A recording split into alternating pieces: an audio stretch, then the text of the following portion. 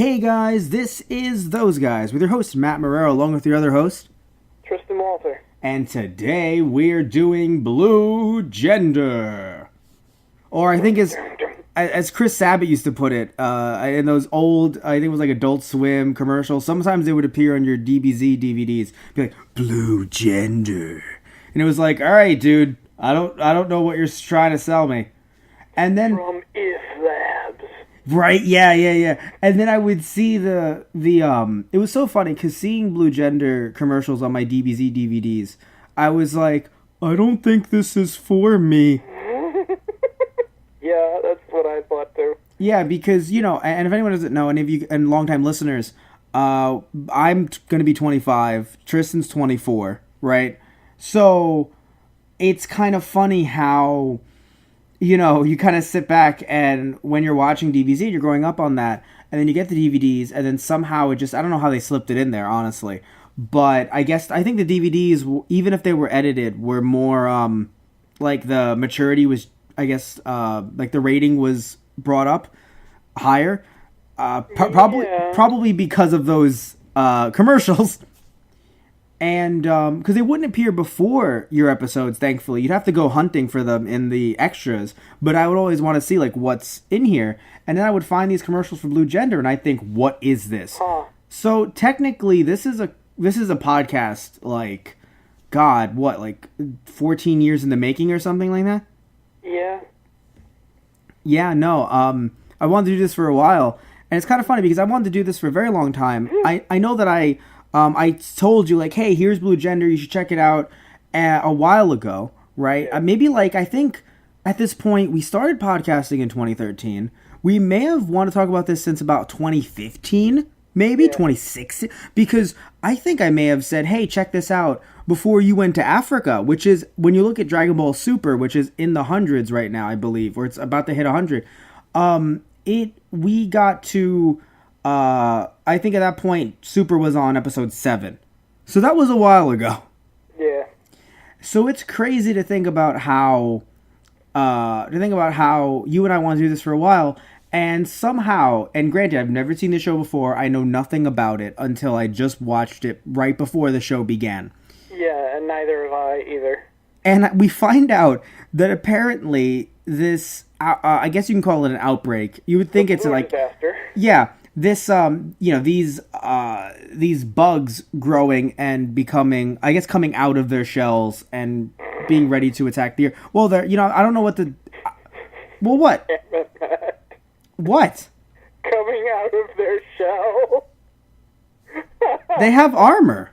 It's a carapace, but yeah, it's a shell kind of thing. That's a pun. I know it is, but I was being serious. All right, well... This is a serious show. We don't make jokes on here. yeah, I mean, the show is a bit more serious than that. No, I was referring to the podcast, damn it. Damn it, Tristan. Well, okay. I was Really, being an ass, we're gonna Tristan. argue that for our podcast. Exactly.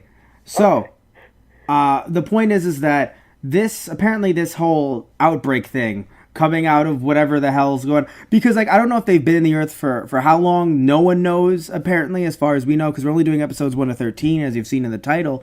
So, as far as we know, they just started showing up in 2017, and we're recording this in 2017. So it's something to look from space. I think they were, I guess, but it said that they started. What matters is that they started being a thing in 2017. Right, they started being a problem in 2017. Yes, so we have that to look forward to, everybody. Yep. I'm loving it. I can't wait for it. It's going to be great. Definitely. Yes. What I do like, though, is even though it might seem funny that, you know, it's 2017 while we're doing this podcast, the show is actually taking place in 2032. And I think, or 2031. Yeah, 2031. 2031. And I think that that's a reasonable year to jump into the future. When this show came out in 1999, I think it's reasonable to jump nearly 40 years into the future. I know they got a little bit too futuristic, to be fair, as you know, which is my usual complaint. But I think that 40 years is a nice year. Like, it just kind of gets weird to me when you have something like Akira, where I think that was 30 years in the future. And it was like, this this all got real, like technology really advanced. Where like I don't know, I feel like 40 years isn't that bad. I guess I don't know. Maybe it's just me. Well, I mean, I feel like it's the number of people that they have in space, but like with the whole station and everything, if humanity's on the brink, I feel like NASA would get massive boosts in funding, and they could probably get something together pretty quickly. Yeah, because that's what I want to know. That's what I want to know. As much as I love this show, and as much as I really enjoy it, I do want to. I want to understand how everything went about. Where I don't know if I want to say that I want a prequel necessarily, but I do want to. Hopefully, in the next half of the series, we might get some more. Blue prequel. Yes, blue gender prequel, blue gender quill. I don't know. I just feel like I want to see how this all went down because it feels a little spotty to me. How something feels spotty. How it's just like, yeah, this happened to humanity, and then we all went into space, and some of us don't even remember how the world used to be, and it's like, how young are you people? I know they got re-educated, but yeah, but it's not like there's certain shows that go so far in the future, or that there's people that weren't even born on that earth, and I'm like, yeah, that makes sense. But she was 10, and the way she describes everything makes it seem like she was 2. I know she's seen some shit, but yeah. I think it's just the idea, like the trauma.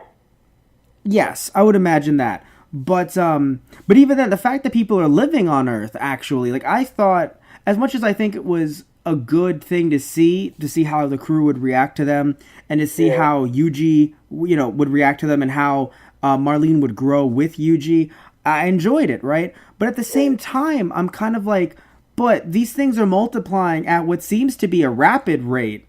They are now evolving, so you kind of sit back and think, but wait, shouldn't everyone be like, not just extinct once over, twice over by now? Yeah. Especially if, human beings, well, they aren't a big piece of their, like, human beings aren't even considered a meal to them, which I think is really scary. How it's like, so then you could have, because my thought is, then you could have left them alone, and it's like, no, they're evil enough to just try to put you all together and then consume you once you've made enough energy for them, which is sick and twisted. Oh god, that killed me. Those were horrifying. Those were horrifying.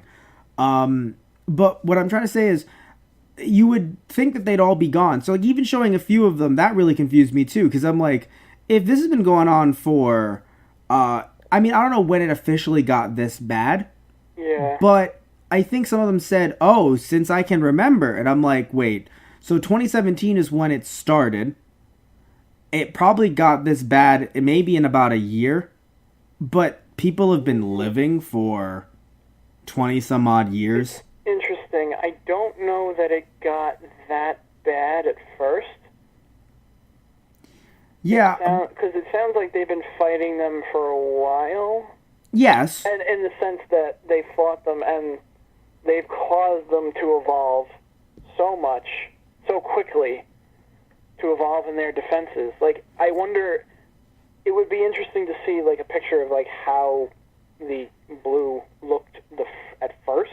Right, so you're thinking... I wonder if all that armor and stuff, because they're nearly bulletproof. Yeah. Nearly. So you're thinking... You're thinking like, oh, cockroach, step on one. Yeah, because Marlene, yeah. I think at one point made it sound like, oh, no one took them seriously at first. Which makes sense, but I don't know what taking it seriously means. Like, I thought it was like, oh, they're here, but we'll take them out. Like, I don't know if they were probably able to kill them very easily, and then it steadily got more and more difficult until you needed, weapons-grade material to stop them. Right.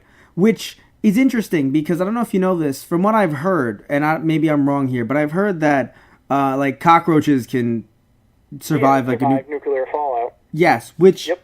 I wish. Do you know the science behind that? Because I've heard it and I've never questioned it. But I think when you have a show like this, I'm like, I wonder.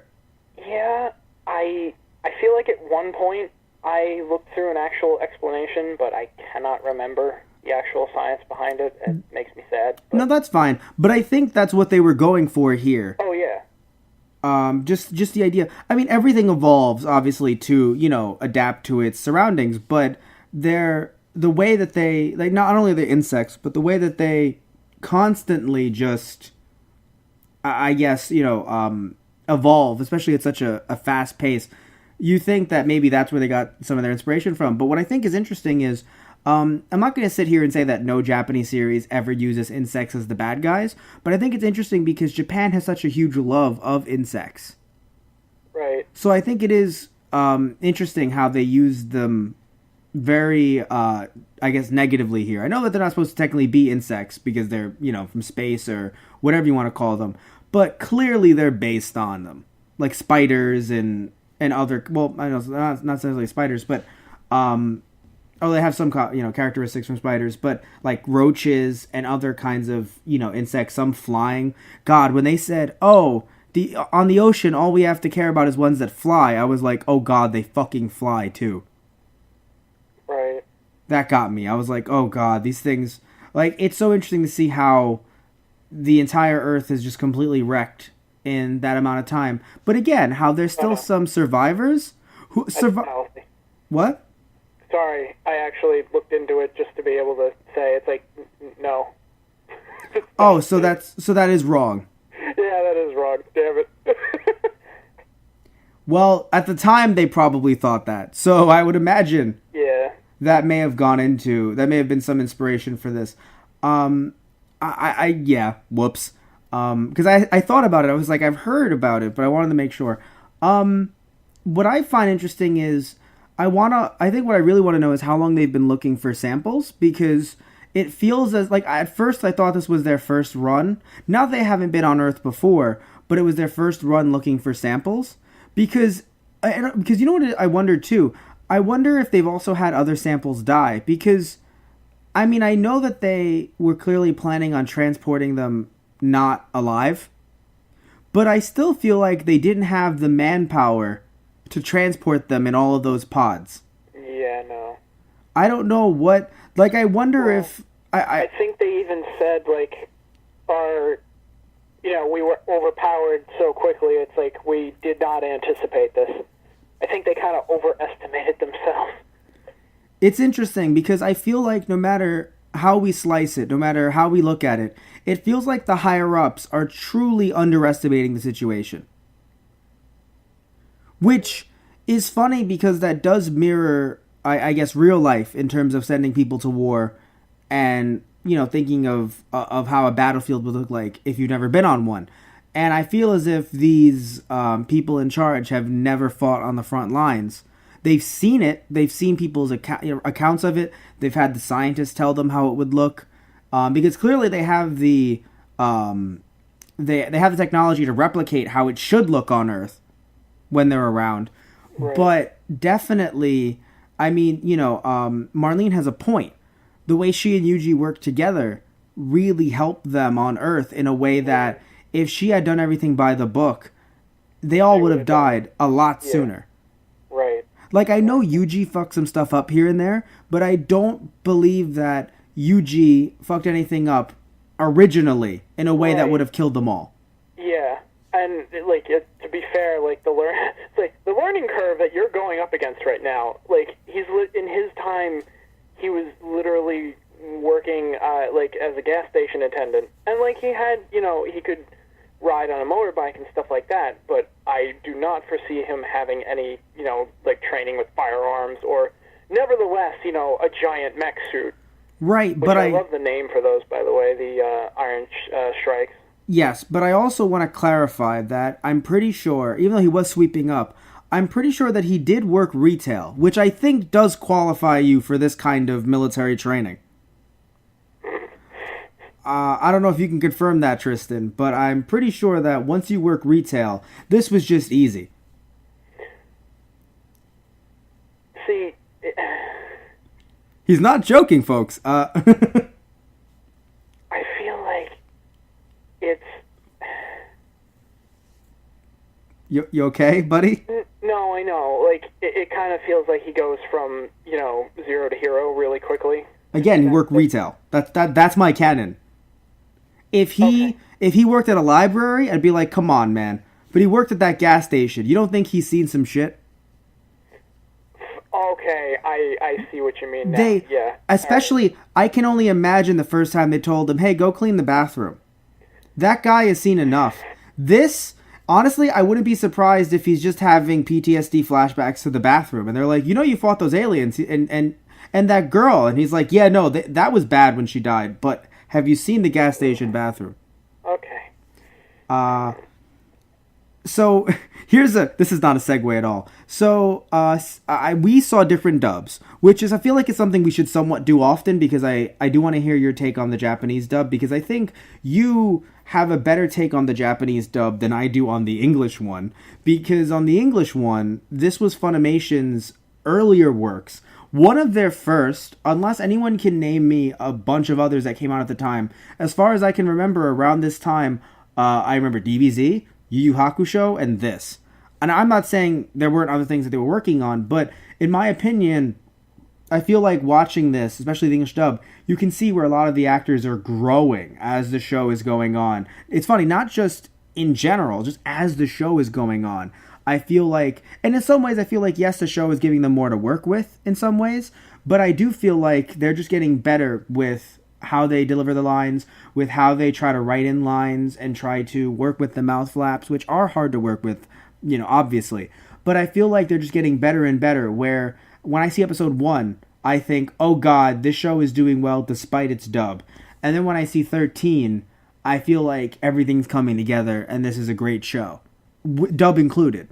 So, yeah, I think you seeing the Japanese dub, you didn't notice anything wrong. I know you're not a native Japanese speaker, but still, even after, like, even if you aren't, after a while watching all of these anime, you can kind of see if something's bad in its original language in some ways. And you didn't think it was a bad dub. Yeah, no. Well, yeah. Well, because I know you had mentioned, like, watching what you had, that a lot of the characters felt too deadpan at times. Yes. But with what I saw, and especially with, you know, like, Marlene, for example, like, everything that she's seen and everything that she's had to experience and go through, you know, from being a child that was taken from Earth all the way through her military training, she's deadpan in a way that makes sense. Right. So, yeah. And it's, I guess, describing it as deadpan is not doing it justice. It's more of the parallel between, the unparallel between her and Yuji is that she lacks emotion where he does.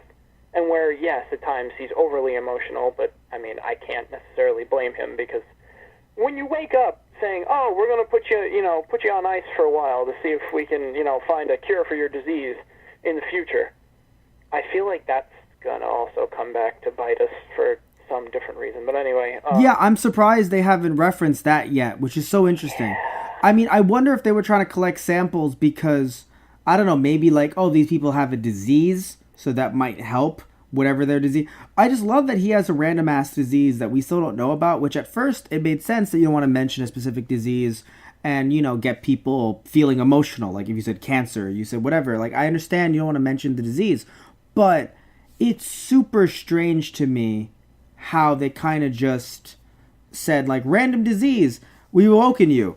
Hey, you know about my disease, right? Yeah, sure, whatever, man. I have the plague. Really should put me back under, guys. Like, I don't know, like, it's like, well, what disease do you have? Pretty much anyone. When I was born, my parents didn't vaccinate me.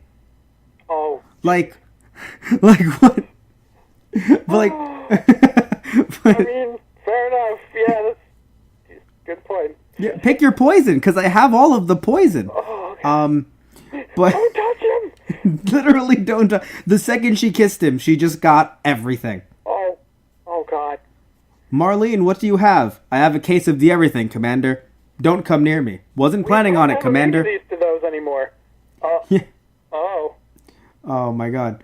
Well, that's what's even funnier too. Literally, he could have had the common cold, but it doesn't matter. He's in the year 2031, where everyone hasn't experienced the common. Hell, he should just sneeze on the aliens. I bet you that's where they're going. In a not 1-to-1, but like, I bet you they're going with, your disease can stop these aliens because they're not immune to it? Question mark. I mean, when that one blue kind of like coughed up onto Yuji at the beginning, I was like, oh no, are you going to dissolve now? Or are you just going to get some horrific, oh, you already have a disease, which we don't know what it is, but oh god. He was cured of the disease. Once That's the twist. The blues can cure any disease, but they will also eat you. But they want your giant monsters. Oh god, no, we're not doing Godzilla. But no, it's Blue Zero. what I found really funny is how, I know you've seen some Evangelion. Anytime Yuji got into one of those robots, I was like, come on, Yuji, get in the robot. Oh, jeez. It was, oh god. What I feel really sad about, like, okay, so I understand he just woke up, and I think I'd be as optimistic as him too, but I have to admit, I don't know, man. I feel like in episode 2, when he's like, there's all those humans in there, it's like, Yuji, you fucking idiot, just stop. Like, or him just saying like, man, everyone I know must be alive. It's just like, look, I love you, man, and I know you need to have something to hold on to, and I'm not saying you should not think about them, but it's just kind of, I don't know, weird to me that, like, he sees everything around him, literally everything, and he's like, yeah, I'm sure they're alive. And it's like, dude, I think he's just trying to hold on to the hope for the possibility that they are. Well, you know what? I'll say this then. His family, fine. His friend that we randomly saw once, where they shared that tender moment together. Okay, look, we gotta point it out. It was an extremely tender moment. And I sat there and I was like, oh, well, good for you, Yuji. And I was a little confused when his friend was like, hey, we're gonna go pick up girls. And I was like, oh, I'm sorry, Yuji, he doesn't know. I was really... Well, no, because, like, look, man, Japan... You know what it is? It happens in some American stuff too, but I see it a lot in like Japanese, either anime or live action stuff. They have a lot of like bromancing brotherly love stuff, which isn't a problem. It's just like when it happens with like teenagers or little kids, they're like, oh, that's cute, or like, yeah, go, you know, fight the monsters together, you know, or something like that, right? But when it's two grown men, it's just like, aw, that's sweet. And it's like, no, it wasn't meant to be that way. And it's like, really? Once Joey came along, I was like, is it really not meant to be that way? And then, here's what I love, man. And then we twisted into Yuji and Marlene, and I'm like, hey, he's bi. That's cool, too. Whatever. Right. Like, that's good for you, man. You know, I'm sure the future is very progressive. I mean, Marlene is literally... By the way, Marlene talking that way, like, I know this... Okay, so there's usually... usually controversy when people see that a man writes stuff like that, because sometimes people will say, oh, it's progressive because he's making her, you know, comfortable with her body. But then others will say that it's sexualizing because, well, in some ways it can be, right? So in this case, though, I feel like it leaned more on the progressive, you know, like very liberal with her body side, which is something that I don't often see in shows like this, because even when it comes to late night anime, which it clearly was, you sometimes still have little censorship concerns, right? Right. So, and I know you might laugh, and some people might laugh thinking, oh, but the ending was in no way censored, like the ending song each time. But obviously that was on the DVD. I assume they didn't air it that way. I assume there was some, if they even used that clip, there was some kind of water vapor or shadow or whatever they put to block. Probably. Yeah. But what I'm saying is that when it came to just how she spoke about, look, I can die at any moment, we're on the battlefield, that's something that I didn't expect from a show like this. Right. Which is, I love it, and I'm happy that they had it, but it's something that I feel like, you know, this show came out in 99, and I know some people think, oh, everything was edgy in 99, but this is Japan in 99, not US. Right. So this is Japan in 99 talking about a future where they're like, yeah, that's not a problem. And not even doing it in a way that felt like it was too much fan service. Like, of course, when we saw Marlene and Joey, that was fan service, or we see Marlene in the water, yeah, they have those moments. They always have the quote-unquote swimsuit episode or something like that, right? Right. But the fact that she just had that dialogue with Yuji, like, wait, you think I loved him? It wasn't about that. It was about the fact that we can die at any moment. I thought, Right. oh, like, I don't know, I really enjoyed that scene because it's not something that I expected from a character in anime. Yeah. That isn't going to go south very quickly. And you know what I mean? Like, not negative south, but like, you know, I feel like if I'm watching an anime and I hear something like that, I immediately go check if I accidentally clicked on an ecchi Right. show. I'm like, oh God, where's this going to go? Right. Yeah. And it didn't go there. And I was like, oh, it was just a nice discussion. Right. It was, Yeah. yeah. And it's also to show just another difference of, you know, how they've grown up, the world that they've grown up in, you know, different between her and Yuji. Yes, no, because definitely because we can say it like this, right? If Yuji did come from 99, if that's the exact, well, it's funny because I guess because we don't know when he was frozen. Oh, he said a year, but I couldn't remember it exactly. But he may have been frozen in 99 and then in 2017 it started or something because he clearly didn't get frozen right around the time it started. Right, yeah. So my point is that him being frozen and all, yeah, the values change over time. And if he was frozen in 99 or somewhere in the early 2000s, yeah, people were talking like that. Things have changed now in the US 2017, but in their time, you know, like Yuji's time, not so much compared to Marlene, where she's like, and also, again, it's just being in war, necessarily, just literally just the idea of, like, I can die at any moment. So, what am I saving myself for? What do you know what I mean? Yeah. Yeah. Yeah. See, it's... What? No, I'm just trying to think of... Because the thing for me was what really kind of put... Okay, I'm just thinking of, like, the best way to word this. But I think for me it was a little more jarring because of the flashback that she has to her training. Oh, yes. No. Her dialogue. Well, yes. You're talking about two different situations. Even Yeah. if it was in the same moment. Yeah, her dialogue about her saying, "Hey, I wasn't in love with Joey." That's progressive and beautiful. And thank you. I actually purged that from my memory. So thank you so much for reminding me. But the moment when she's on the ship and that random person who wasn't Joey, that was just a random person from the looks of it, was like, "Hey, I was a kiss for good luck." I'm like, she doesn't even look like she's legal right now. Yeah, Like and that- that and the fact that he had her by the wrists and everything. Oh, yeah, no, even if she was legal, yes. But, like, it was a double whammy for me. And I was like, what the flying fuck? And that's something that you and I have seen before. I don't know if it's just in Japanese media, but I feel like we've seen that whole, oh, it's just for good luck thing before. And we're like, what the fuck? Yeah. Right? I don't even think it's a 2017 thing. If I had seen this in 2003, it would have been awkward. So, I was... It doesn't matter what year it is, that's not okay. Yeah, no, that was a really awkward scene. But... I mean, for the sake of the show, like, bringing it up, and like, hey, this is... Yeah. It's not, you know, it's not the show saying, like, oh, no, like, it's the future and blah, blah, blah. It's like, no, it's like, it doesn't matter what time it is, there are still people who do terrible things. Yeah, it was really awkward and weird, and I wasn't a big fan of that. So thank you for reminding me, because I could have lost it, and I could have made my comments on it seem really awkward. Like, but what about that moment? It's like, oh God, right? I purged it. And then for me, it feels odd because I don't know if we see enough of Marlene to.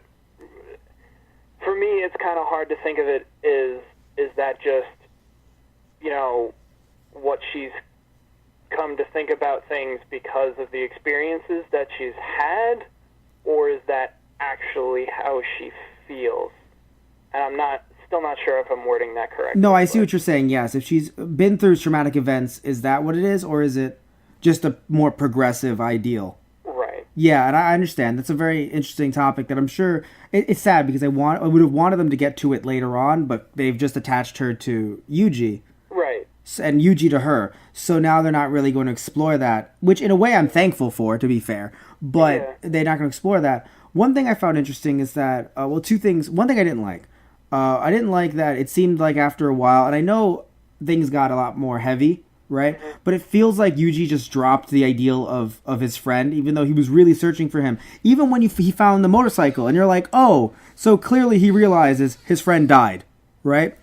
Then Yeah. later on, he's like, oh, maybe he made it to space. And I'm like, look, I'm sure your friend was nice, but, like, I I don't... kind of feel like at that point he's just kind of reminiscing, or just, I don't think he actually believes that he made it into space. Or maybe he did in that one moment, but I think he was just, it felt like when he was looking off at the horizon kind of thing, he's like, I'm going to see it for him kind of thing. Yes, yes. It was just so strange when he saw the motorcycle, and I'm like, so I guess we're acknowledging that he died. And then he's just like, yeah, we'll see what happens. And I'm like, Right.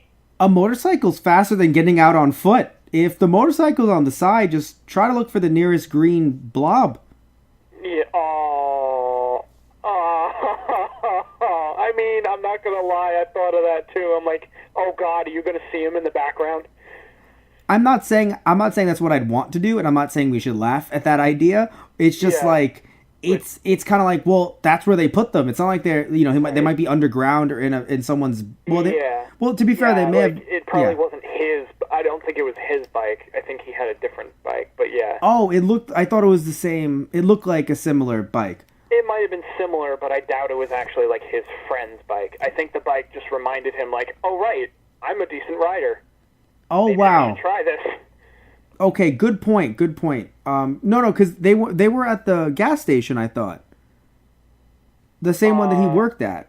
Yeah, and then when he picked him up, like when they went out after work, yeah. Right. No. I mean like the gas station when in the future. It looked like the same logo, just destroyed. Maybe. I don't know if I noticed actually. Oh, okay. Which is funny because you would think that the gas station would survive the apocalypse, but whatever. It survived enough. You would imagine that they would go in there for Twinkies at the very least. Oh jeez. But that can survive a nuclear holocaust. Now that's number one. It was second to cockroaches. Now it's number one. It's the first thing that the Blue destroyed. Yes, it's the Just first. honed in on all of the Twinkies, and it's like, this is the human race's power. We need to destroy it. Well, because they knew it was their only weakness. Oh no! Yeah. Could you imagine that? Just launch Twinkies at all these insect-like monsters. I think they would just walk away. They'd be like, "You are the least of a threat." Maybe that's why they don't eat humans unless they're like, yeah, I mean, there's a lot of them around. We might as well, not let it go to waste. It's like, no, but these things eat Twinkies. Do you really want that in your body right now? Oh, you're right. They're so health conscious. Clearly, I know, considering they're eating, like, building materials and whatever.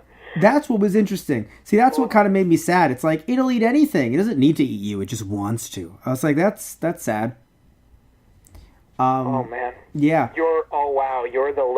You're the bad decision late night snack in the back of the fridge that's been in there for a week, and they're like, I mean, they're green and gooey, so yeah. oh God. Oh God. One thing I want to say. So I said what I didn't like, right? What I find weird, I guess. I don't know if I would say this is a dislike. I find it weird that I know we're supposed to suspend our disbelief and everything, but when you say things like, "Oh, we're heading to Korea," or "We're heading to this place," apparently they just speak every language. Yeah, I was gonna say something about that too. I kind of just let it slide because, Suspension of disbelief. yeah, that, and it would just feel like, well, if they can't speak to each other and they can't communicate, this is, like, you could do it, but it would take time. And granted, I feel like they would have had the time to, like, talk about that, but I guess they just, for the sake of keeping to what they wanted to get to and the plot, that they just, brushed over that. I mean, and it's sad too because if it was the year like 3000, that's why I say sometimes we're going farther helps. If the year 3000, you can just sit back and go, no, everyone adopted the same language. It would be Right. it would be a little strange if it's Japanese, but I mean, if Japan survived, then yeah, obviously, Granted, I feel like the countries are close enough that, I mean, he's talking to a kid, so it's a little less believable. Not to say that kids can't learn multiple languages, but like, I feel like it could have been possible. Like, they talk to them and they're like, "We don't understand you," and somebody's like, "Oh no, wait, I can kind of understand them." Or somebody in Yeah. like the strike team knew Korean or something like that. yeah. You know? I feel like if it was a live action show, that would be more of a Right. transgression that we could like. It would be harder for us to believe it. But Right. thankfully, here I think in animation land, especially when Yeah. they all have American names in ways. By the way, hilarious American names. No, because like Yuji, Japanese, Marlene, not funny, right? What was it? Was it Richard? Robert? Robert, thank you. Robert, not funny. Joey, not funny. But when you got to like, I think what was it like? Oh, Commander Bob. I was like, are you fucking serious right now? That's what it was, right? Right. Wasn't it? Wasn't it Commander Bob? It might have. Maybe I forgot. It was the guy who was working with the woman trying to find Marlene. Right. Yeah. I think they were like Commander Bob, and I was like, really? Oh God. It was just, yeah, it was pretty weird, man. Like, and also the thing too, like giving them American names, and it's just like, oh, okay, so then do you speak Japanese? Like, I really feel as if they just wanted to make it so that no matter what, just in that region that you're watching this in, it's in that language no matter what. Right. Yeah. So if people are watching this show in Korea, it'll be in Korean. They're watching it in China, it'll be in Mandarin. Like, it doesn't matter what. Yes, they'll obviously start in Japan unless you localize that, but other than that, whatever. Right. Yeah. It was just interesting that everyone had American names minus Yuji. And I'm like, but no matter, I mean, maybe in the Japanese dub they used more English words every once in a while, like okay or something like that. But in the English dub, it really didn't feel like there should be a Yeah. specific reason why Yuji. Oh, speaking of the English dub, and I think over the years this has gotten better. But back in the day, they used to do this a lot. And I don't know if maybe they've changed it now. I hope they have, because this will actually grind my gears. I will get furious over this. And it's something so minuscule, but it gets me infuriated. No, Tristan, I think you know this about me, but if you don't, you're going to learn something new. When a character, okay, so let's take Can I brace myself? let's take Vegeta, for example, right? Okay. Just making taking a random character. So someone in the show goes, "Damn you, Vegeta!" Another one goes, "Vegeta, get over here." That fucking drives me up a wall. So in this show, they were like, "Yeah, that's Maru. Oh, hey, Maru," and I was like, "You motherfuckers!" Oh, with the With the dog. with the dog. And other characters did it too, and I was like, I got so mad, not just with Maru, but with some other characters, and I wanted to like rip off my shirt in anger. Like I was gonna go full on, pro wrestling, like just bro, because I cannot deal with characters in a show calling one character by the name, especially when they're in the same scene together, Right. One getting the right pronunciation and the other not. or just different ones. Because even if it's just like, I'm gonna catch those Pokemon. Oh, you won't catch those Pokemon. Really? Because my Pokemon, it's like, why are you doing this? Right. So yeah, it angered me so much because look, I understand that the little girl that did that character, and I think Eric Vale, who does the main character, who does Trunks and also does Sanji, I understand that they're not in the same booth together. This isn't like Japan. You can't get them all in the same booth at the same time. It costs money to keep the lights on. It costs money to, to rent out the studio. And it also costs money to get these guys in. Sometimes actors will be doing these without any other backup voice. In fact, I've seen some interviews, or I've seen some some documentaries where, like some Funimation stuff, where they will be super happy. They're like, oh, thank God so-and-so came in to record their lines earlier, so I have something to work off of, right? Yeah. But usually that's not the case. Usually it's, hey, get in here, say a couple lines, and then, we'll see you next episode, or, hey, look, you're done for a while, cool. So that's kind of what it's supposed to be, right? And then they overlay them all together. So I understand that the two were not in the same room. That's okay. And I understand that, it's really hard to do a lot of retakes. I get it. But it's just like, my God, just keep it at Maru. Especially, by the way, when you're the Japanese character. Right. Oh, wow. Yeah, the Japanese character was like, Maru. And I'm like, this is not Maroon 5, God fucking damn it. Yeah. Oh, God. It was... That's unfortunate. It is, right? And it's not the first time it's happened. It's not only a Funimation thing. I'm not calling them out on it exclusively. And with Dragon Ball Z, they've done a very good job with keeping all the names straight. Right. And all the pronunciation straight. Like, you'll never have someone say, Goku versus Goku.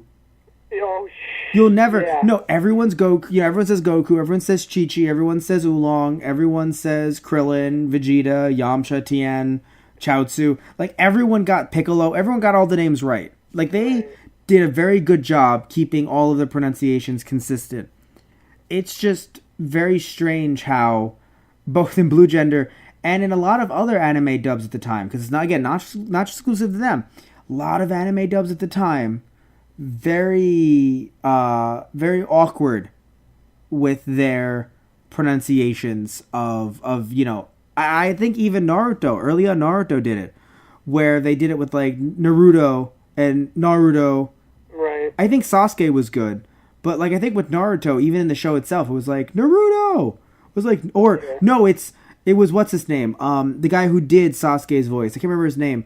But he was very interesting because he tried to be extremely authentic, where everyone else is like, "Hey Naruto," and he's like, "Hello Naruto." Yeah. And I'm like, I love you, but calm down. Like, I forgot the name of him, but he's a really good voice actor. I like his work. He also did another character on Code Geass, Suzaku. And he was also in Afro Samurai as well.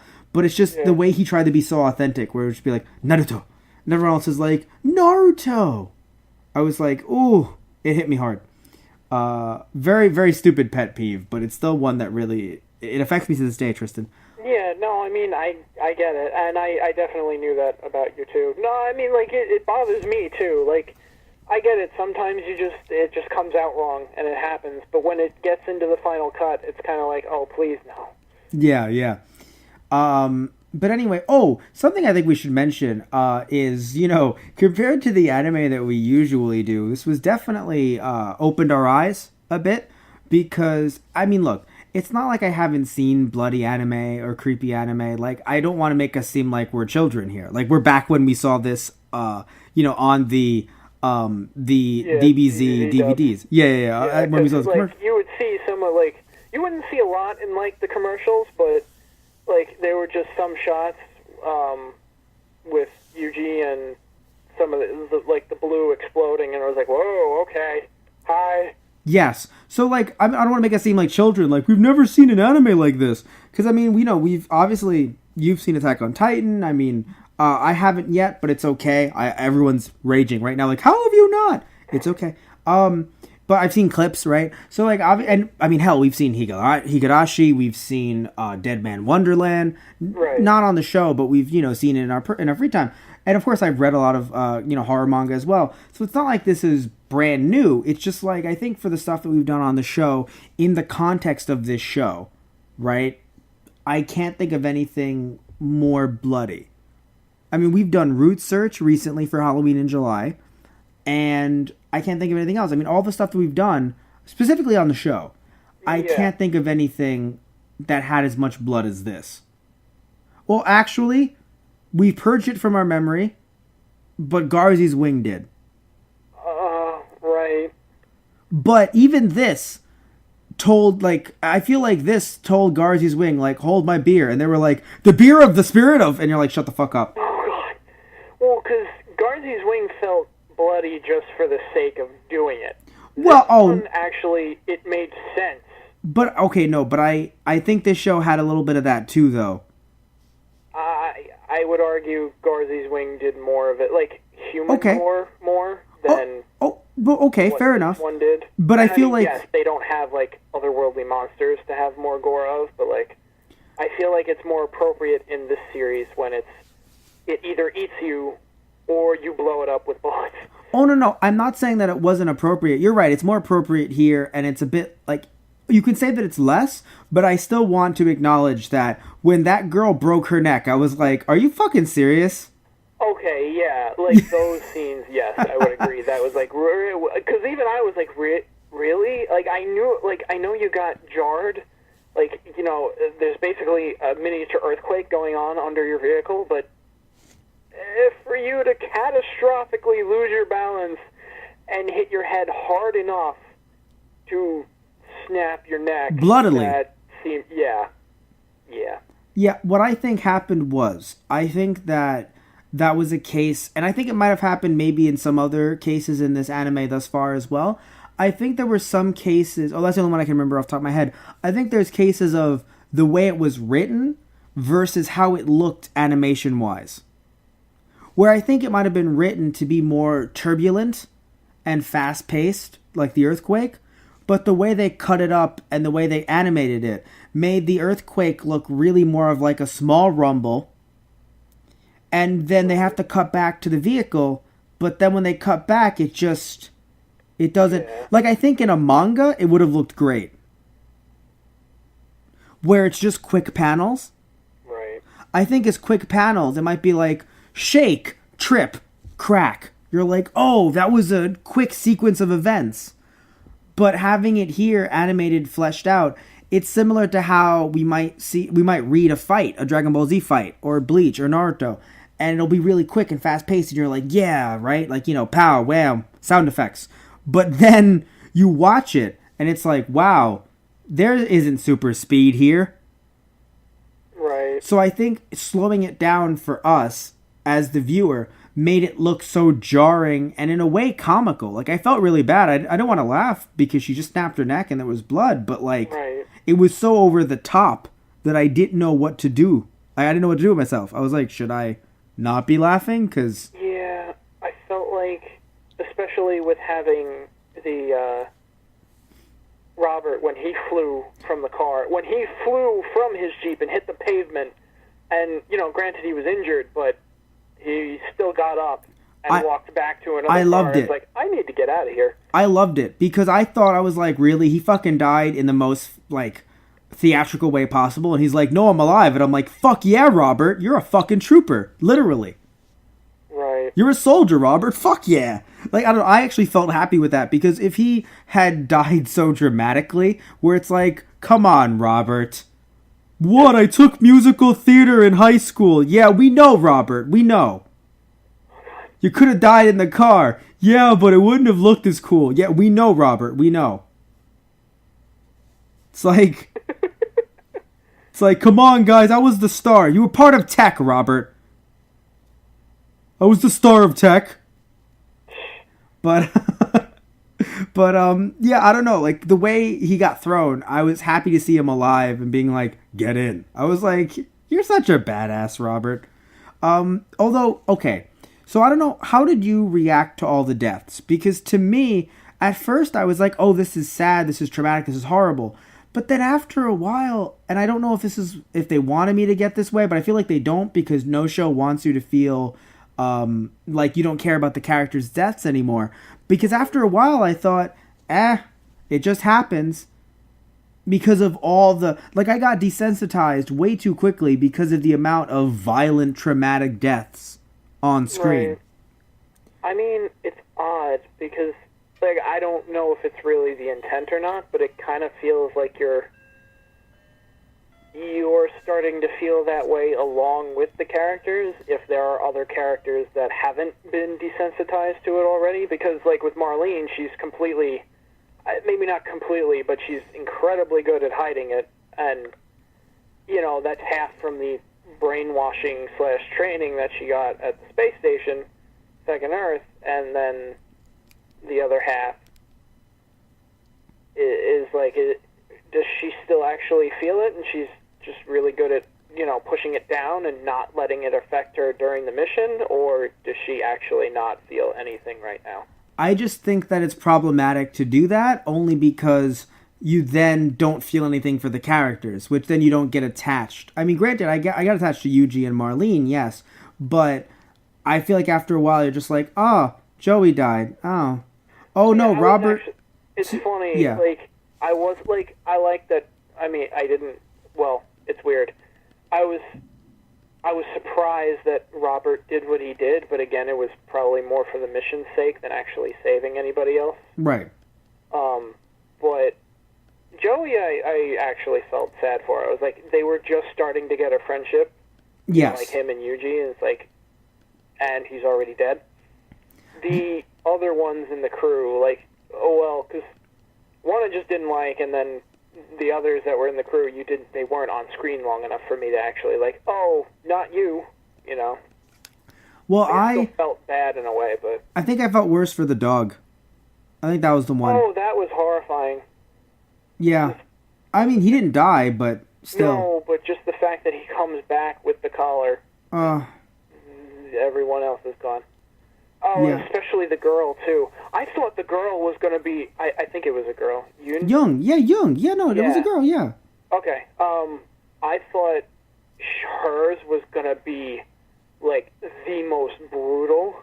Like, I thought she was going to get ripped apart limb from limb, and Yuji was not going to be able to move or do anything. I didn't think they were going to do that, but I wondered, were they going to do, like, a splash of red? But they didn't. No, it was so quick. Ooh. That's what caught me off guard. It was just smush and gone. It reminds me of the Matt Smith regeneration, where you were like, oh, it's going to be... And then it just hit you, and I was like, oh, wow, that's different. Right. And in a way, I almost felt worse from it. I was just like, there was nothing. It was just, she's gone. Yeah. You weren't even back up on your feet yet. You didn't even, you weren't even completely in focus while you saw her get smushed, Yuji. You didn't even have a chance to get back up on your feet. And you know what's really sad? Okay, so I want to sit there and agree with Yuji the entire time, right? But as the show goes on, especially with an episode like this, I think they inadvertently made me agree with Marlene and Second Earth, where I'm sitting there and I'm like, yeah, what are you going to do with everyone else? Because, yes, you should have brought them up in the beginning, so fuck you guys for not doing that, right? But what are you going to do now? Or what's anyone going to do? The fact that they're even alive right now makes me feel like it's only related to the plot, right? Because it's kind of like, oh, they're lucky that it hasn't been discovered yet. And I'm like, there's a lot of these, and they're very large. I mean, I feel like, for me, I feel like the reason they're still alive is that, like we said before, the Blue don't actually consider people a complete, a primary source of food. Yeah. So if humans keep their heads low and hide out and don't muck with them, they kind of go unnoticed. So I feel like it's possible for people to survive. I would guess. I mean, too much problem. I feel like that's how it would be early on, I guess. But after a while, when they've multiplied so much, honestly, the way that, with how large they are, and when you see that they're eggs and everything, right. Or, I guess, or they're, I don't know if you want it, they're cocoons. Larva? Yeah. Cocoons, yeah, that works too. Yeah, sorry, cocoon was a better word. When you use egg works too. Oh, thank you. But when you see their cocoons, I was just like, wait, so why aren't these things literally everywhere at all times? There are so many of them versus how large they are that even if it's like, no, but we killed 5, it's like, yeah, but you see them crawling in that underwater tunnel, which, by the way, holy shit, they're getting smarter, right? You see them crawling in an underwater tunnel, and I'm like, these things are as huge, these things are bigger than cars. Yeah. Right? Armored like tanks. Yeah. You would think that with how much they're spreading and how, just like bugs, how they lay a lot of eggs or have a lot of cocoons and whatever, and have a lot of offspring. You would think that, I mean, and they mutate quickly too. Yeah, like honestly, just the reality of having that many offspring, just the mutation rate is going to be higher. Yeah, I feel like first off, I feel like they should have nuked. I love that there's still humans there, but I'm kind of sitting back thinking, why didn't you nuke everything? I guess because of the sleepers. Interesting. I feel like Marlene's, she didn't come out and say, yeah, we nuked them. But, like, I feel like she did witness, humanity try and use nuclear weapons. And I get the feeling it didn't completely work. Like, it may have worked at the time, but the amount of damage that it did to humanity and them at the same time, and the bugs just come back anyway, that it wasn't effective in the long run, and they abandon it. Yeah, I do want to hear about that later, because if there were more nukes used, I feel like there would have been a lot more barren Earth. That's true, yeah. And, well, just in the areas that they were in, it didn't seem... It didn't feel like there was any evidence of nuclear bombs. Yeah. But Marlene has one line that I saw where she said, humanity threw, like, our most powerful, weaponry at it, and it wasn't enough. So it's like, oh.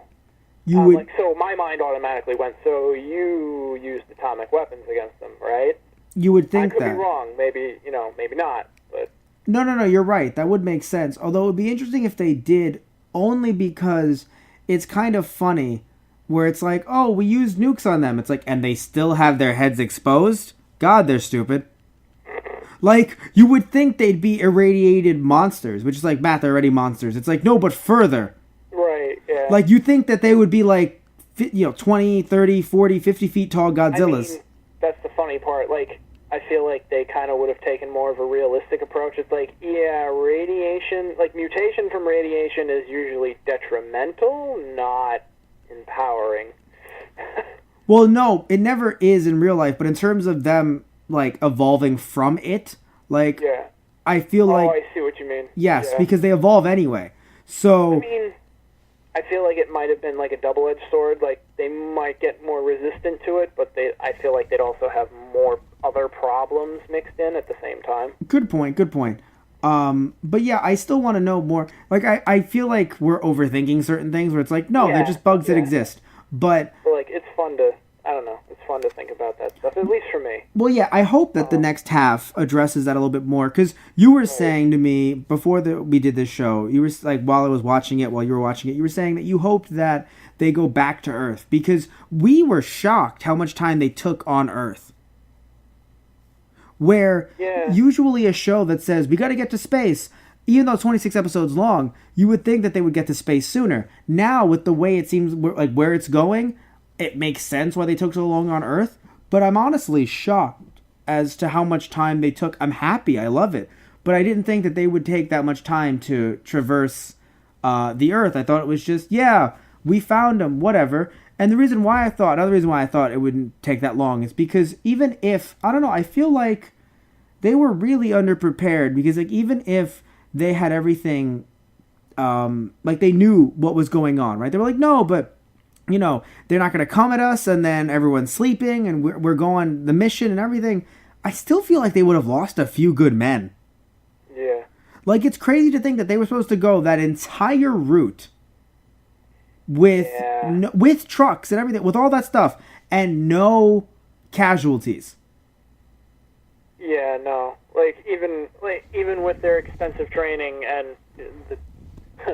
the good that would have come out of their training, along with the terrible, the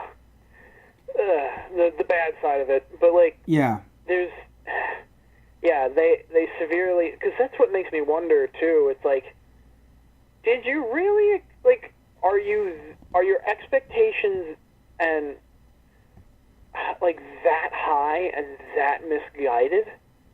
Like, it really makes me wonder, because this is the people that run Second Earth, it's like, this is borderline insanity. What is wrong with you? Yeah, I know that you're trying to preserve what you have left, and you have to be efficient, and all of that, like, it's understandable, but you're taking it to a point where it's like, there's something else going on behind all this that we're not aware of yet. Yeah, because you sit back and you're like, wait, but like, what were they supposed to do to Yuji? Like, he's a sample. You need him intact. What are you gonna do? Tie him up? Yeah. Like, what are you gonna do to get him to not be an idiot? And yes, I do believe there were points, even though we said he's holding on to hope. Still, him running over to the people sleeping and banging on the doors, or him, I mean, him running away. Right. When he was like, I see a girl there. And it's just like, dude, just talk to them. Don't just jump the fuck out. You literally have like 8 hours or less of training. Like, I know he wants to help, but like, I feel like even wanting to help, he's like, all right, guys, stop the car. Well, he said stop the car, and then they didn't. He's like, look, I'm going to go do that. But I felt like that he ran off. And another thing, too, about that episode, the earlier parts, another thing that gets me upset, and it's not exclusive to Japanese shows. It can happen in any show. When something can be easily explained, but it doesn't get explained, so then the main character goes off and does something that either is stupid or is arguably stupid, and then it takes the entire episode to finally get it out. Right. Where, like, I'm not saying it would be easy to tell him, look, we don't save those people because we don't have the space, or, like, because that's all she could have said. Look, we don't have the space in the ship. We don't have the space. That's all she could have said. We don't have the resources. We don't have the resources. Yeah, he could have been like, but there has to be something. Look, we literally don't have a seat on the ship for her. Right. How do you think we get to space? We don't have a seat on the ship. That's all she could have said. And I know that it takes away the drama. I get it. I know, like, you can't do that in a show like this. But it just felt really awkward. Like, because I feel like it's a really bad crutch when a show doesn't explain something that could easily cause the plot to, like, I feel like then it's not a good plot for the episode if you can't, if explaining it then makes it easy. You know what I mean? Where, yes, one could say, oh, but then would you apply that to the later episode where they introduced Dice? And I would say not necessarily, because Dice doesn't need to say shit to them. Like, he just met these people. He doesn't have to tell them, hey, there's bigger weapons in the warehouse. Like, all he knows is one is military and the other one is a kid. Yeah. Right? To him, he calls him a kid because he's like, yeah, you're like really young, dude. So, like, yeah, I get that, he doesn't need to explain anything. But the way that the military team, the way that they're talking to Yuji, they already have explained enough to him. So they could at least throw something at him without it being like, just don't look. And it's like, yeah, because you think this guy is just going to take that lying down. He's been so, he's been so, what's and collected about everything else. Yes, of course. He's just listened to everything you said before. He's been so chill about it all. And that's what really got to me. I was like, I wasn't a big fan of that. And it's interesting. That's, like, it's funny. For me, I'm kind of on the opposite side, because I'm not arguing to say that, yeah, some of those things, like jumping from the car and just going for it, that, like, it is pretty stupid in the sense it's like, you are definitely getting yourself killed. But I feel like I probably would have done the same thing in his shoes. Like, I wouldn't be able to look and just be like, we don't have any resources, we don't have a seat in the plane. I'm sorry, I can't just sit here and let this happen. See, and that's what, and then I'm okay with it. If she had said that and then he did it, I'd be like, cool. But the fact that she's like, just don't look at him, and I'm like, oh yeah, no, he's gonna listen. He's totally gonna listen. And I feel like on their side, like from their training, and Marlene, it almost feels like the people on the station just don't think the same way. They don't. Whether they've been born there or they were, trained or brainwashed, however you want to look at it, to think about these situations. Because when, they go back to the station and she's put through training again, they're like, oh yeah, you brought back the sample, great job. Unfortunately, you did this, and this wrong, so we're putting you back through your training to make sure you do it right the next time. It's like, are you fucking serious right now? You're absolutely right. They clearly think differently. But it's just the whole, if you've been trained properly, you'd understand that if you're, if like I feel like they've been like they should have at least been trained in how to read people.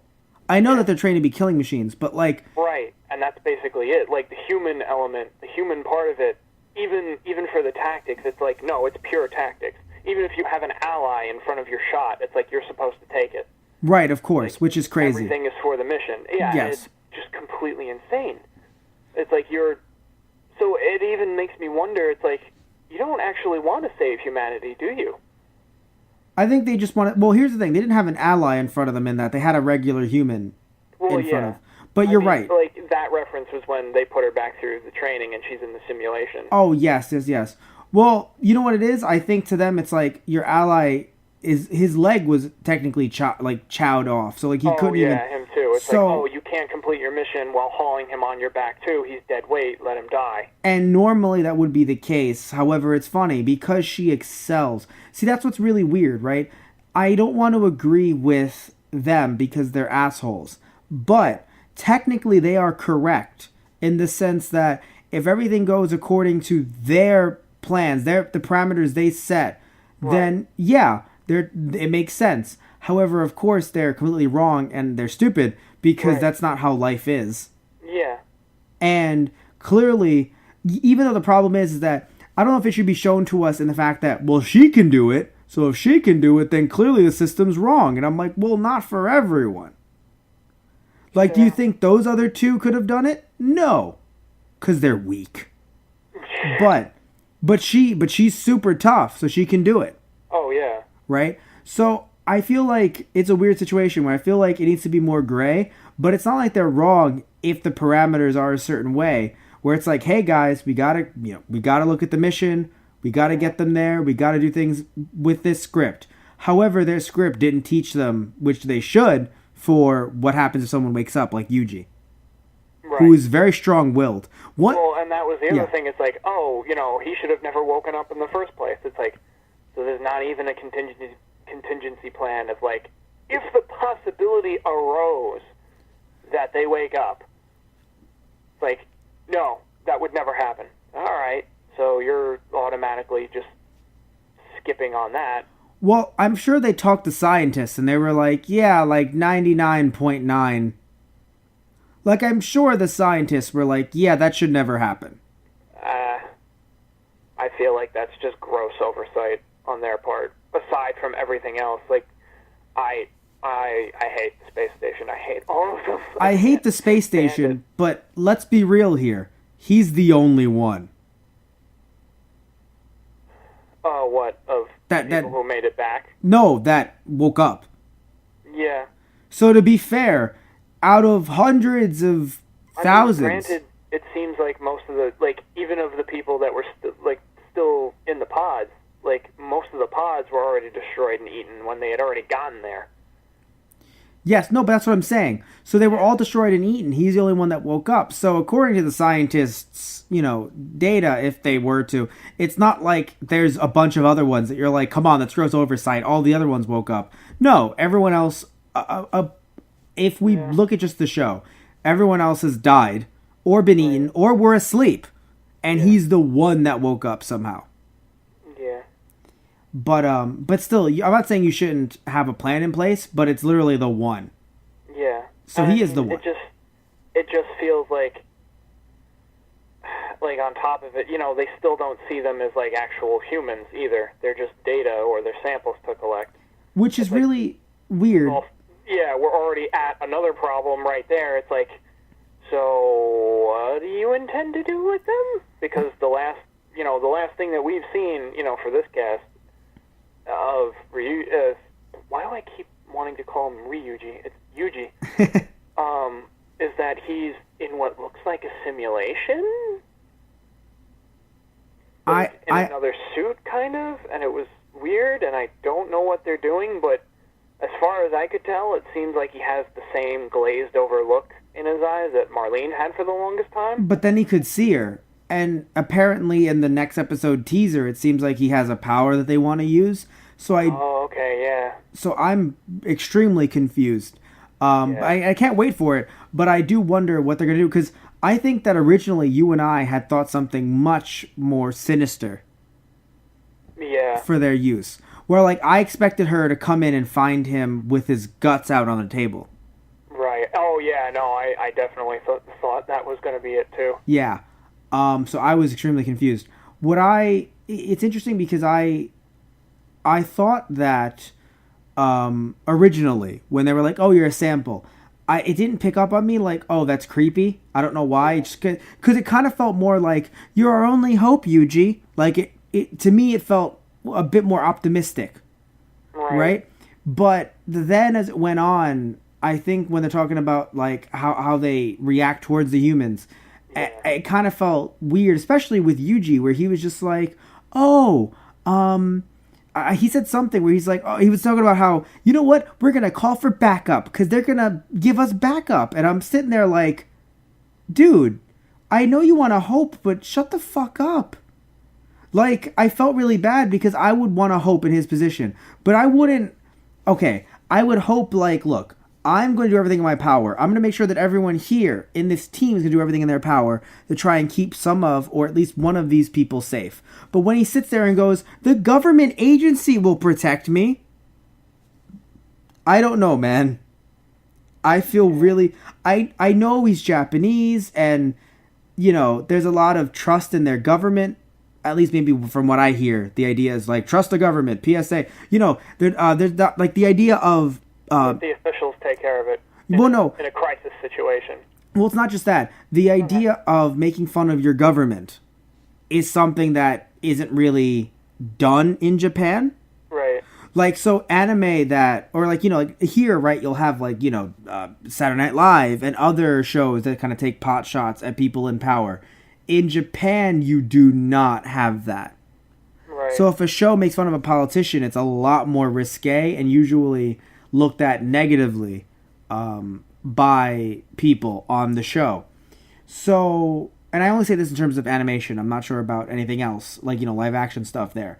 So the reason why I say this is because, yeah, I guess maybe if we're looking at it through that lens, it makes sense why Yuji would be like, no, but they'll help us because the government wants to help us. And I'm here and I'm like, dude, really? Like, do we have to teach you another lesson now? But yeah, it was just really strange because like, I was like, but now with that lens, it makes more sense. But at the time I was like, what are you doing, man? No, they don't want to help you. They look at you as a sample. And yeah. But, and then once that creepy guy, who in the English dub was voiced over by the guy that does Hiei, the one that was like, she's my angel and I have to protect her. Oh, God. Han, yeah. He freaked me the fuck out because, well, first off, another thing too, by the way, the guy that voices over, I don't know why I can't remember his name right now, that voices over Hiei, voiced over Garlic Jr. and Pilaf and 17, also voiced over not just this character, but Sho Tucker from FMA. Yeah, Fullmetal Alchemist. Oh, God. Yeah, so he has a very extraordinary resume. I'll call it extraordinary. Yes, very strange anime resume. So my point is that he fit the role very well, but God, was it creepy. Yeah, well, I think that's supposed to be the point. Like, he's basically like Ryuji, like, he's kind of like Ryuji in the sense, like, he's like, no, they're people too, but he's kind of lost it already, so it's kind of in the idea, it's like, no, she will be mine, and I will keep her this pure flower that has not been touched by this rotting world for the rest of our days, and we will live off in space and be happy forever. It's like, oh, okay, calm the fuck down, man. Two things. One, you calm the fuck down. Two things. One, you called him Ryuji, which is hilarious, and you did it because you haven't done it yet in the podcast. But now, when you said, "Dang, I want to do it every time," you did it. Yeah. Two, what I find interesting is that he was also the tech guy. So I'm kind of sitting there and I'm like, really? Oh. The manga, like the anime creators and the animators, you're shitting on the tech guys, really? Didn't think of it that way. Yeah, that's Yeah, right? Like, he's the guy that works on the computer. It's like, so do you. I don't know if that was an internal pot shot or... I don't know. And he even says to him, it's like, when they recapture him, it's like, you think you can do this without me? And they're like, shut the fuck up and go fix the generator. It's like, Oh. I thought so. Oh, I loved it. I loved it so much. It was like, we're gonna court-martial you later? I don't know how it works, but shut the fuck Yeah. up for right now. Right, pretty much. Yeah. One thing that I felt very strange about, and it's not Funimation's. I mean, it's hard to say that it's their fault. It was just weird. I don't know if you want to say it was because of when it was dubbed or because of how, maybe how many voice actors they had on hand, which I'm pretty sure was like 10 and under, right? A lot of people who voiced over characters early on in the episodes, then when they died, their characters died, ended up voicing up characters in the later teens or earlier teens that we did. My point is when they introduced the village, characters that I believe are meant to be based on, I don't know if they were supposed to be based on Native American or people who are Indian. I thought they were going for Indian. I felt it was more like they were Mongolian, like nomadic tribes, because Oh. I've seen that kind of tent building, and they were in Korea at first, and they were traveling through, highlands in, like they were traveling through Russia too, I think, to get to Balkor, I can't remember like Yes. the actual pronunciation. Yes, the yes, military yes. base that they were leaving from. Okay. So I think though, like, because in Mongolia there's a lot of terrain, like it's called steppe, and it's just very cool grassland, but also very rocky at the same time. Okay then. So I only brought it up because of the idea of like accents and different kinds of voice actors. But yeah, I don't know what they would do for a Mongolian character. Yeah, because like, Elena, I think. Yes. Yeah, the girl's name. That seemed more European. I mean, maybe that's just me. I'm not sure what a traditional Mongolian name would be like. And that's why I said it was really Too much strange. for an anime. That's why I said it was really strange how they kind of gave everyone names that Right. felt like. I think they were just trying to go for this is foreign to our Japanese audience, but Right. it got awkward to people who are American, Yeah. who are or other parts of the world who are like, wait, Right. That's not okay. well, not that it's not okay, but that's just awkward and it's not. No, Yeah, I meant like that's Not- not our. All right, whatever. correct. That's the exact response. That's not our. All right, whatever. That's the perfect response. Yeah. Also, still want to know where Marlene is from. Like, Yeah. is she from? Like, are they just gonna go straight up? Like, yeah, she's from Germany. The blonde hair, yeah, she's from Germany. Like, what do you? I don't know what they want to do with that. All I know is she was like, oh, I was 10 and I was whisked away, which I assume the space station took everyone from throughout the world. There's so many people on it. Yeah, it was like they made this idea. It was supposed to be they took the fittest and most intelligent of humanity and brought them to the spaceship. It's like, all right, whenever you start saying shit like that, it's like, Yeah, it sounds bad. yes, exactly. Also, And maybe I don't think necessarily they were trying to go in that direction, but it's like that already makes this space station sound worse than it may actually, or you find out that it is that bad. yes. One thing I want to say is I really enjoyed how each episode flowed into it, like another one where I don't know, I feel like whenever a lot of anime that we watch, right, they'll either have arcs, but you know, like I say arcs is in like 3 episodes, right? When they're this short, like 26 episodes, they usually have like short arcs, or they'll be very episodic. Right. So I was extremely happy to see, and maybe that's just the me watching a lot of different American live action shows.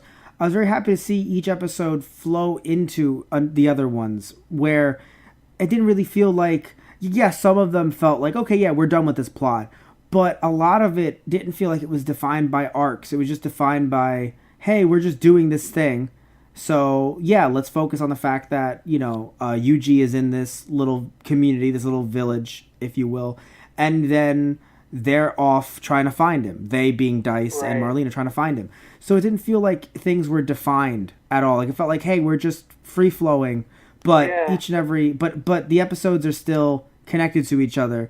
There isn't, like, it didn't feel like, oh, we've been traveling for so long doing a bunch of stuff off camera, or, oh, we don't, like, we clearly ended this, and now let's move on to the next thing. Like, it never felt like something was clearly finished, in a good way. which I really liked how every episode felt like, but it's not even like every episode had a cliffhanger too, and I think that's what I really liked. Like Right. it felt like, you know how when we were doing for Star Wars Wednesday, we were doing Star Wars: The Clone Wars, and I didn't like how they would end something but still call it a 3-part arc. Right. Here, they didn't do that at all. They didn't call it arcs. They're just doing their own thing, where it's like, yeah, it wraps up something by saying like, oh, we'll find him the next day or something, right? But it doesn't make it seem like, you know, like there's some big emotional finish to every single episode. Do you know, like, you know, that would then make you sit there and go, oh, I guess we're done here, right? Because Clone Wars did that a lot, where they did. I feel like a lot of the episodes had some big finish, climactic finish. You're like, oh wow, that's it, and it's like, no man, it's a 3-parter. And I would think, really? You know, like that's a 3-parter. So here, I feel like they made sure to, yeah. I remember you saying these things. Yes, I said it a lot, everybody. Go back and watch listen to our Star Wars Wednesday stuff to hear me talk about it, especially in season 1 of Clone Wars.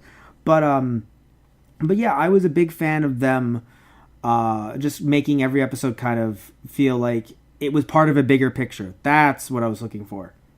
Right. Yeah. It was really nice. One thing that was weird to me, though, I don't know if you noticed this, and I guess it's an animation issue, or just their choice. Whenever, I feel like sometimes you could see, especially early on, because of Yuji's hairstyle, you could see him in certain scenes, the way they animated his hair, and not know that it's him. Yeah, right.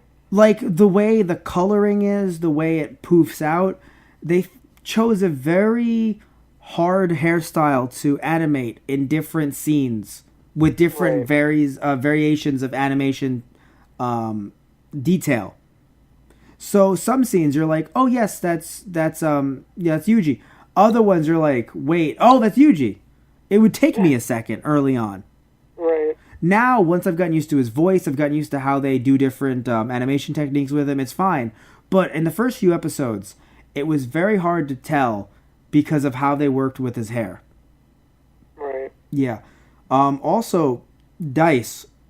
I don't know how I ended up growing to like Dice, because he started off as an unlikable, misogynistic asshole. And they really dialed that down. And I think that's really what it took. Where he stopped looking at Marlene as if it's like, oh, how you doing, sweetheart? Right. Because when he first showed up, I understand that he doesn't want her to, like, court-martial him or whatever it is. Yeah. But, like... I mean, granted, she did point a gun at him, so... But it doesn't matter. If No, you, I yeah, know. yeah. No, it matters when you get a gun pointed at you. To, like, I'm not saying that he shouldn't have, like, punched her in the stomach, because she's a soldier, Yeah. right?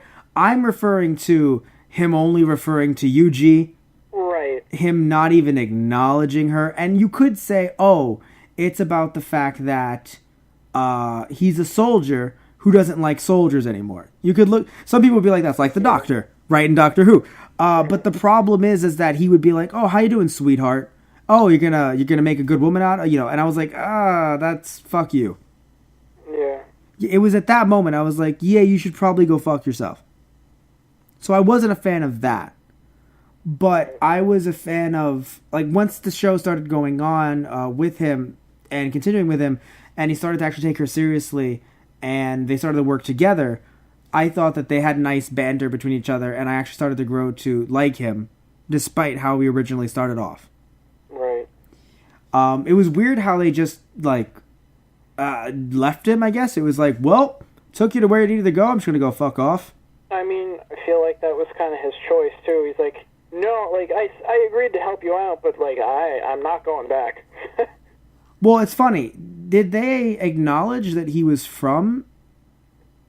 like, he was a soldier a long time ago, but did they acknowledge that he was actually, like, supposed to be on the ship, or... No, I don't think so. We assume. I think he might have been, like, a previous wave, because it seems like he's been there a decent while on that compound that was there. Yes, no, it feels like... And also what's interesting is we assume he lost his wife, but we don't know. And I think that was a nice touch. Yeah. So yeah, I wonder if he was ever up there, or he just, was in other wars, and he's just a soldier in general. No, I think he was part of Second Earth, but Yeah, just decided, like, nah, I'm done with that. yeah. It was. I'd rather take my chances. And to be fair, I mean, I kind of would too. If you're alone, yeah. If you're alone and you know how to pilot one of those things, yeah. Yeah, the Iron Shrike. Thank you, the Iron Strikes. I love the names, but I keep on forgetting. Yeah, I love if you it because it's a species of bird that, like, skewers its prey on, like, thorny barbs, or it takes, like, needles from, like, cactus and, like, stuff like that and barbs it. So that's funny simply because you're literally hunting insects. Right, exactly. I was so tickled by that. Like, it was a nice touch. That's really funny. It's like, Tristan's a nerd, everyone, as we're doing a podcast on an anime that aired, like, nearly 20 years ago. He's the nerd. I'm nerding about nature in an anime special. Ha! What a loser. Well, it's funny, you're nerding about nature when, like, the show is literally destroying nature all Yeah. around it. Right. That is one other thing I'd love to point out. Like, I know, like, later on towards, like, when they're at the base and stuff like that, they kind of lost out on the diversity of the blue, but, like, when you went from, like, Japan to Korea to then through the desert in Mongolia, like, each of the blue kind of mutated into a shape or form that helped them in that area, and I was really happy to see that kind of thing. Oh, yeah, no, the creator... While you and I feel like there's a little bit like storyline, there's a little bit of storyline that is lacking, or that it feels awkward. Like, oh well, how did they last for this long, and all that stuff, right? Like, we'll discuss that. But when it comes to the design of the monsters and how they would adapt in their habitat, he definitely did not skimp out on that. The creators of this show, or the writers, because I know that there's one writer, a head writer, but I believe other people created as well. Everyone behind the show definitely thought about that. So they definitely didn't think, oh, well, whatever, we'll just make them all look the same and run around. No, they thought about how it would look in specific environments, and that was super cool. Our problems just lie in the timeline, which is strangely, it's true of a lot of shows when they end up jumping into the future. I mean, we had the same talks with Akira. I've had other discussions on, like, other shows that, not even stuff that we've done on the show, but just in life, right? Where I've gone, oh, like, how does this work, right? So shows really have a big gamble when they try to do timelines and stuff like that, right? There's definitely, like, a huge gamble when they try, like, I would say timelines as in they try to go, like, 30, 40, 50 years in the future. There's always a gamble with how the future is going to look, and then how you and I and other people kind of take, like, I guess, take how it looks and sit there and go, well, that's not right. But, I mean, again, when it comes to their design, they definitely thought about it.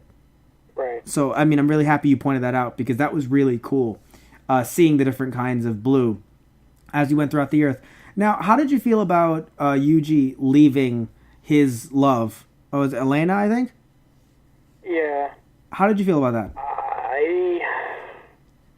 It's funny, I really thought that he might actually go off with them, and we'd kind of have... It's weird, like, the series felt like it had a few branching points. Like, one was there, and one was they were at the base, and I thought Hans was going to take off with the shuttle, and, like, you'd still be stuck on Earth, so now they have to figure out how to survive there. Or just, Yuji living out his days, at least maybe a time skip with them, and then something, they eventually get hunted down by Blue or something like that.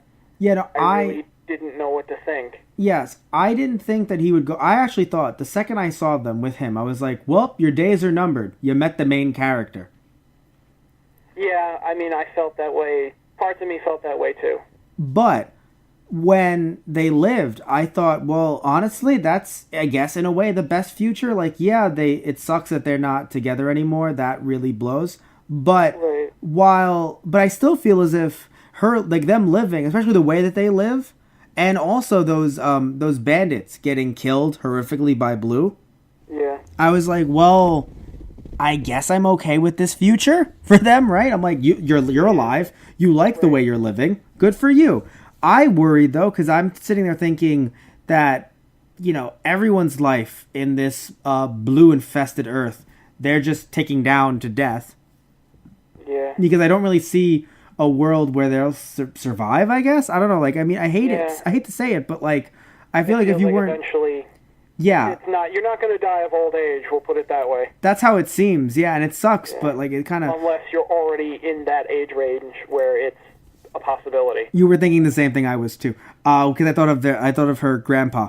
But by the way, another thing too, I was really mad at how the It might have entire. even been her father too. I thought they said grandpa. I thought.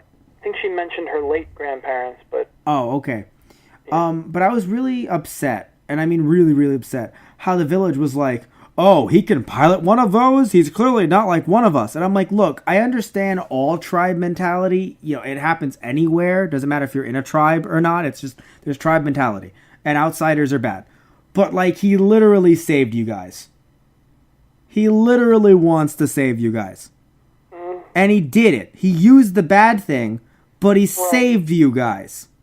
yeah, I guess I would be more suspicious of him at first, and then being saved, I'd be like, well, all right, you're you're cool with us. Exactly. Like, you saved us over them. It so. feels like it was the reverse. Yeah, in a way. In a way. I mean, granted, it's not like, okay, it's not like we knew what any of them really thought about him at first, but like Right. they took him in. Yeah. So that clearly means something. And yes, the grandpa was like, oh, but don't get attached because he's a foreigner and yada yada and he's not one of us. And I get it, but Yeah. they took him in. Like that means something to me anyway. Yeah. That they took him in. So it feels like, it's funny, it's like, so maybe I shouldn't have saved you guys. She would have been taken, he would have been dead, the whole place would have been burned to the ground. Which, by the way, I think that's so stupid too. It's just like, oh, we need your materials. We're not going to give them to you. Well, if we can't have them, then no one can. It's like, you have guns, just take the shit, assholes. Well, yeah, that's the point, though. They're just a bunch of assholes with guns thinking they can do whatever the fuck they please. Fair enough. For me, it's just like, if you actually needed the materials, it's like, fuck it. They don't have, if they had weapons, burn the place to the ground. Right? But they don't, so it's like, just take the shit. I mean, like when they were shooting the goats for target practice, it's like, no, you dumbass. That, like, it's at the very least, that's meat. Yeah, no, unless they were planning on hauling it with them, if I was, which I know it's like, Matt, you shouldn't say if you were with them because you'd be a dick, but I gotta be honest, if I was anything, like anywhere near that kind of, like, oh, we go around traveling, stealing shit, I would shoot that guy in the head. I'd be like, sorry, boss, he's a liability. He just shot good meat for target practice. That's food. Right. We need food, boss. Yeah. Also, it's one less mouth to feed. So, I shot him. Like, I'm sorry. I don't, like, that was so stupid. Yeah. I was like, that is unnecessary. Especially, it's like, well, we'll just get some more food. You're not in a city. You're in the desert. Right. I mean, And that- grassy plains, but still. the idea that they have that tech makes me feel like it's like, that is the only reason you are still alive. Yes, most definitely.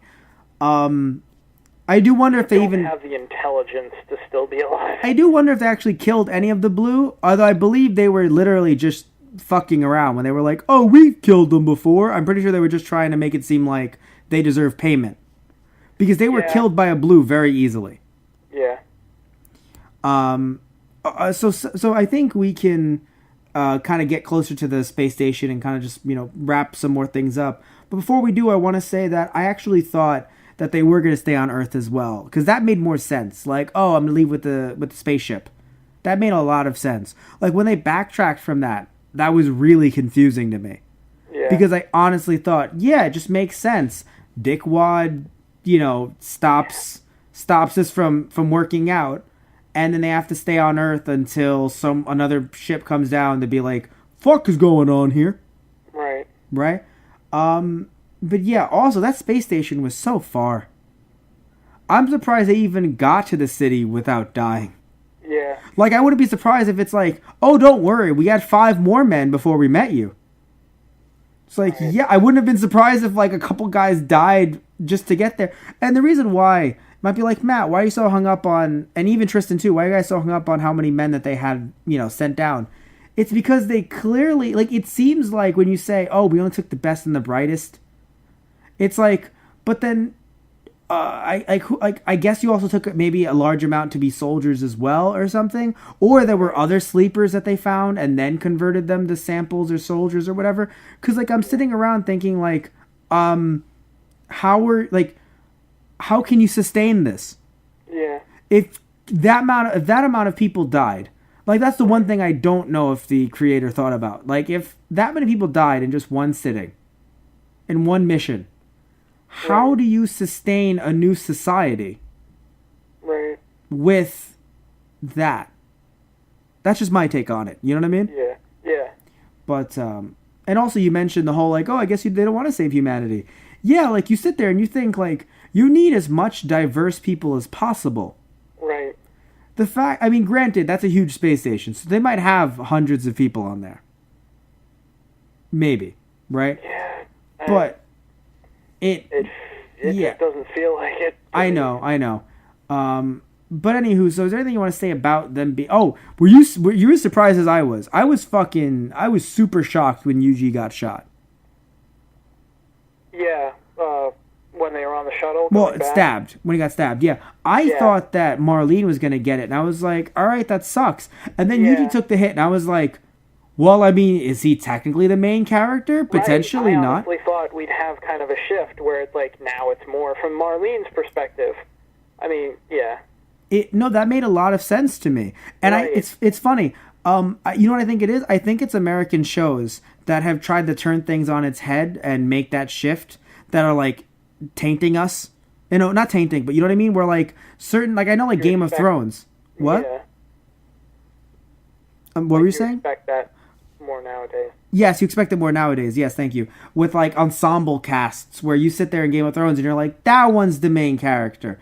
And then they die and you just don't know what to do because our brains are so small because we've been told that only there's one main character. So a character in Game of Thrones dies and instead of it being like, well, it's more of an ensemble cast, we go, so then that one's the main character. Right, yeah. And then that one dies and you're like, maybe the dragon. Because you don't know what to do anymore. Right. A couple red weddings in, you're like, look, I don't know what's going on here. So yeah, you just after a while, you're just like, I don't know what's going on. So I think you and I expected that shift real quick, and then it's like when we saw the preview for next episode, Marlene says, "So is Yuji got injured? It's my fault." And I was like, "Oh, injured? Okay." Right. I expected death, but all right. I mean, they have superior space technology. All right. Yeah. You can keep him alive. But I expected him to die. Horribly. Yeah, I did too. Yeah. Yeah, so is there anything else you want to say? I mean, it's nice that their love, I guess, or their friendship, whatever way you want to look at it, it's nice that it's kind of, I guess, it's made Marlene evolve. It's gone through. Yeah. I can't think of the word. Like, it knows no bounds. There we go. That's the word I was looking for. It knows no bounds. Yeah. Yuji has gotten more like tactical and like smart of his surroundings and stuff like that rather quickly, but Marlene is starting to get more of her humanity back. So it's nice, but I do wonder, like, it's just so weird. I want to know if this has ever happened before, because clearly they have a plan if it does, because everyone heard the alarm and they all got down, like, someone's getting shot. Right. So apparently the plan is in place, but also, I think the gunshots only knock you out.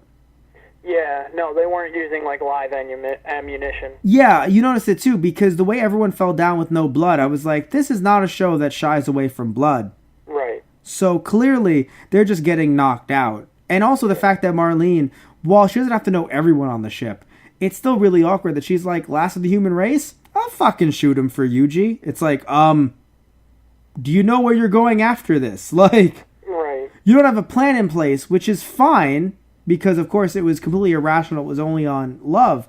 But you can't shoot other people Right. when you're the last of your species, of your kind, Right.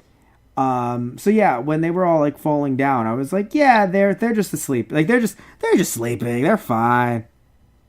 They're okay, right? They're just sleeping. Yeah. I was like, I hope.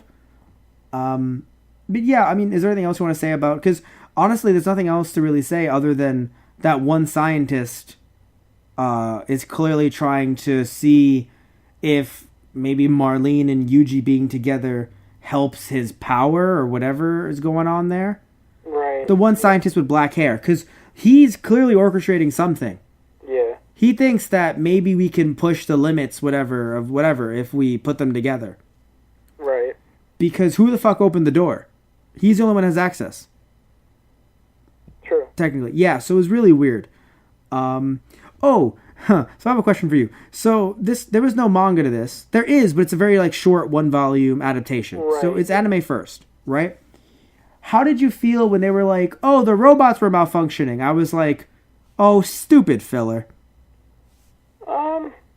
No, I mean, I felt like that was, it could happen.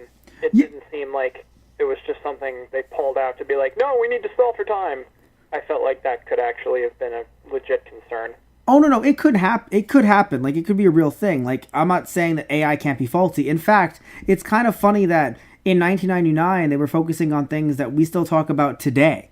Right. Like with driving cars, self-driving cars, and things like that, where, I'm sure you've heard the debate, where it's like, oh, self-driving car, right? It's, if its main purpose is to secure the passenger or the driver and make sure the driver lives, right. Will it hit pedestrians. Yeah, pedestrians. Will it hit a baby stroller? Right. And it's like, or will it hit an old lady? It's like, well, that's an old lady. What's a baby stroller? Yes, but if it's going to hit the old lady or ram into a tree, and the car is taught to secure the driver at all costs, yeah, then what's it going to do? Or if it's like, well, no, we have to then teach it to take pedestrians into account more. Well, then will someone want to buy a car that, if given the opportunity, will ram itself into a tree? Right. To save that old lady? Yeah. Right? So in this case, of course, look, I'm not going to say that malfunctioning AI hadn't been a thing in movies for years, like before this show came out. Duh. But the fact that, I don't know, it feels so topical today that it's actually kind of funny that this came out nearly 20 years ago. It came out 18 years ago at this point. So it's just kind of funny that it's still relevant in its own way, you know? But yeah, so I think we're going to wrap things up here. I want to thank you all for listening in. Love you guys so much. I believe Tristan's phone may have died, which is kind of funny, because that's just our lives. Yes, actually, it may have died. So that's beautiful. Isn't life wonderful, everyone? So I just want to thank you all for listening in. Sadly, Tristan will be saying goodbye to you from the heavens. Oh, his phone will, but he's still alive, thankfully. I just want to thank you all so much for listening in. And tune in next time when we do something completely different. We're not going to finish Blue Gender for Halloween in July. We will be continuing it next month, though, because I love this show a lot. Like, I love this show way too much, right? So this show is beautiful. I love it. And, tune in next time, though, for another show that we're going to do Friday and Saturday. And, of course, we're going to continue next week with another episode of Friday Night Movies. And we'll be continuing TV Tuesdays, which we started again this month to do vampires on the podcast. And boy, was Anthony upset about that. So, so we're just going to, come back with some more TV Tuesdays next week. Not sure what, but you can find out what it'll be by going to our Facebook page, which is /ThoseGuysOnTheRadio, our Twitter, which is @ThoseGuysRadio, and our Instagram, which is /ThoseGuysOnTheRadio. You can also go to our website, which is tgproduction.net, and even get merchandise from our website based on stuff that we said on the podcast and stuff from our Let's Play series, bunch of different series of Let's Plays that you can find over at tgproduction.net/merchandise, or go to our eBay, which is actually /USR/ThoseGuysRadio. And the cool thing about our eBay is that it also has exclusive posters that you can only get through our eBay, hand drawn by one of our own podcasters /Let's Players, Anthony Sinandris. And also you can go check out our Patreon as well, which if you want to help us keep the lights on, you can go help donate to us there. And there's a bunch of different rewards that you can get, and we're actually adding even more rewards to it as well. So there's a bunch of cool stuff that you can get through our Patreon from us. And also want to mention on our eBay that I'm also selling exclusive stuff from my collection. So video games, DVDs, VHS tapes, anime stuff as well. You can get that all through through our eBay, which I said earlier, which is ebay.com/USR/ThoseGuysRadio. And also I want to mention that I assume you're listening to our podcast, because here you are listening to our podcast, but I don't know how you're listening to our podcast. You could be listening to it through our Blog Talk Radio account, which is blogtalkradio.com/ThoseGuysOnTheRadio, or you could be listening to us through our iTunes account by searching up Those Guys or you might be listening to our backlog stuff through YouTube by searching up Those Guys on the Radio. And I mentioned our Let's Plays, which are also doing a Halloween in July theme this month. Bunch of different Halloween games that we're releasing through there. Halloween-themed games or horror-themed games that we're releasing through there. And you can actually, funnily enough, Tristan and I are actually playing Fatal Frame 2 on there. And you can also, and some other games are coming up that he and I are doing. And you can find that by searching up Those Guys Play on YouTube. And you can find all of our stuff there. And even more new shows that we're doing. We have some more new shows coming up next month. But currently we just started a new show called Hard Mode, where I discuss controversial topics in the gaming world, be it with developers, video games, or video game personalities. And currently I have one called Is PewDiePie Sexist? So if you want to just stick to Let's Play content, you can. And just watch all of our, we have over 300 videos just of Let's Plays alone. And if you want to go into something a little bit different, I have that discussion as well. And I want to be one of those BuzzFeed articles. The answer may shock you. All right, guys. So thank you all so much, and hope you all do well. And hope you all had fun. And yeah, so say goodnight, Tristan. Good night, everybody. I don't know. I can't do an impression of Tristan. But good night, everybody.